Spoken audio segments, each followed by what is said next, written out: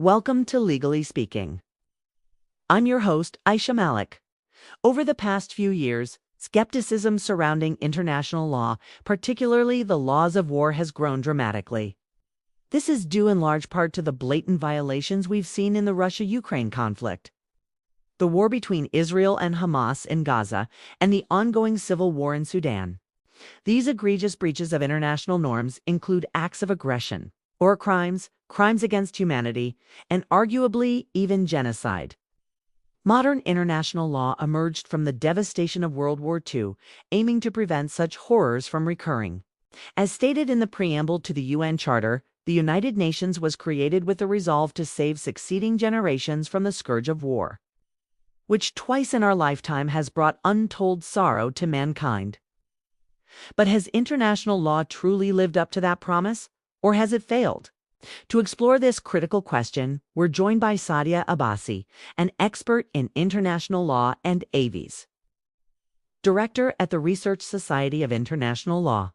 Welcome to the show, both of you. Thank you so much for being here. So let's start with the basics. What exactly is international law and how does it work? In a world where might often seems to make right, how do we ensure that nations abide by these rules? International law is basically a set of rules and principles that govern the relationships between states and other international actors, like international organizations or individuals. It sets out their rights and duties and is binding on all of them. The way it works is that these rules are usually written down in treaties, conventions, or customary law. And what that means is that states, by virtue of being members of the international community, are expected to follow these rules. There are also a number of international courts and tribunals that can enforce these rules. But you see, international law has its limitations. Unlike domestic law, there is no global legislature or executive body to create and enforce international rules. States are often reluctant to give up their sovereignty and comply with international law. So, the effectiveness of international law ultimately depends on the cooperation of states. But cooperation, as we know, is not always forthcoming. What about the laws of armed conflict specifically?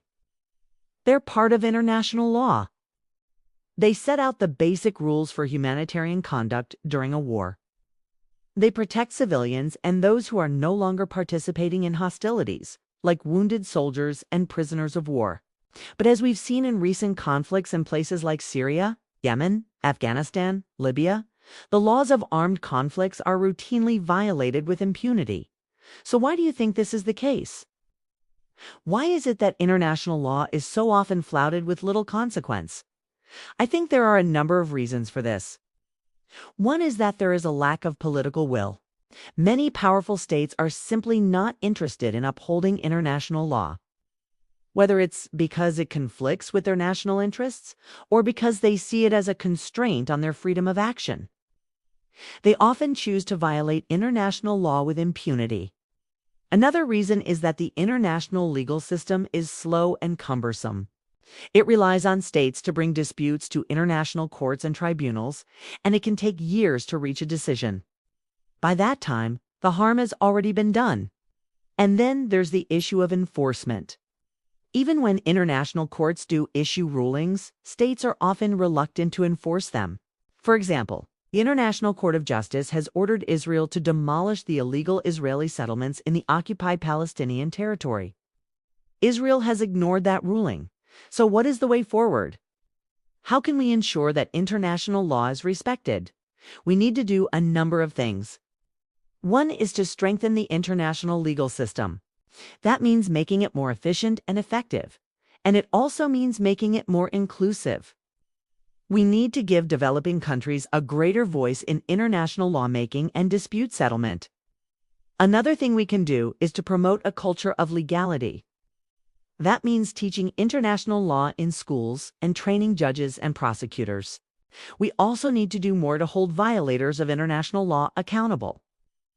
That means strengthening the International Criminal Court and giving it greater jurisdiction. We also need to do more to protect the ICC from threats and intimidation by states. It's a tall order, but it's essential if we want to prevent future atrocities. We have to ask ourselves, do we really believe that international law is working? If not, we need to be prepared to change course. Thank you so much. Thank you.